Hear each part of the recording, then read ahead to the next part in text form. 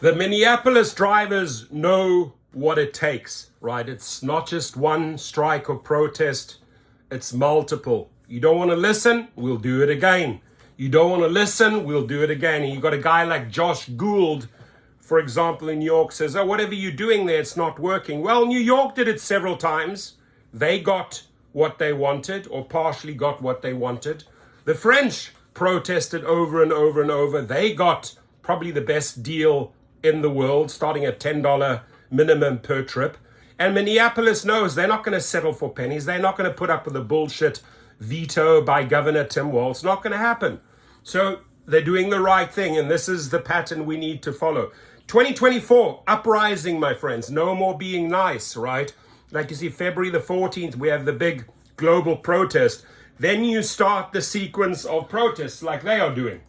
MSP International say that the rideshare companies are not compensating them properly for their services, and it's affecting their livelihoods. Exactly. Fox 9's Rose Schmidt is live to explain what their demands were earlier today. Rose? Well, drivers believe they're the ones doing the work, but they say Uber and Lyft get most of the profits here. So they staged a strike, refusing to pick up passengers at the airport this afternoon, although we did see people coming and going seemingly as normal. Come on, media. We are being taken advantage of. Uber and Lyft are taking 70 to 80% of every ride that you get in. Standing out in the cold at MSP Airport's Uber Lyft pickup zone, rideshare drivers are demanding better pay and enhanced safety measures. I'm a stay-at-home mom. This is how I feed my family. This is how I make up for inflation in 2023. Like, this is very important because in the last 6 months, we've seen our pay get cut in half.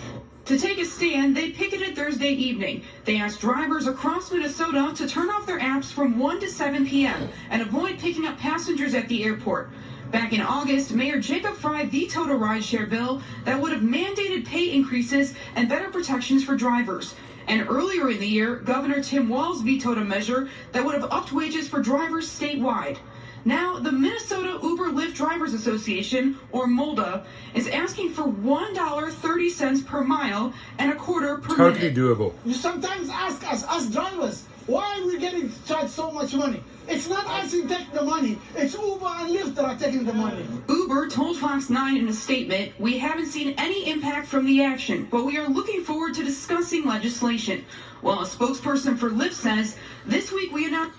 We haven't seen any impact from the action. So whatever you're doing there, you're wasting your time. Okay, Mr. Risha, Mr. Spokesman for Lyft, we'll do it again, right? And then if you want to write the same message that Josh Gould did for Uber, has no impact, we'll see. They did it 5-6 times and then suddenly it did have a big impact, right? We'll embarrass you over and over and over again in the media and we'll draw the legislators in, right?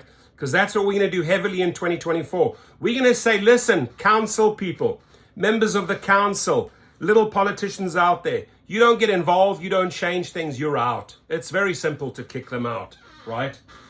So we continue here. New $5 per ride minimum earnings guarantee. $5 and minimum. A partnership with MOLDA to provide additional support to drivers. Drivers did voice some other concerns today, including issues with what they say is drivers being unfairly deactivated from the platforms. So unfairly deactivated by the platforms, ladies and gentlemen, just go down below, right? We'll file the legal appeal with their legal department. We'll threaten with your lost earnings. So it's like a double whammy. If they don't act, they go straight to small claims court and we go and get your monies. Oh, at that point, they really start cooperating, right? So don't put up with the bullshit. You're an independent contractor. You shouldn't be facing this nonsense. Rise up in 2024. Thank you.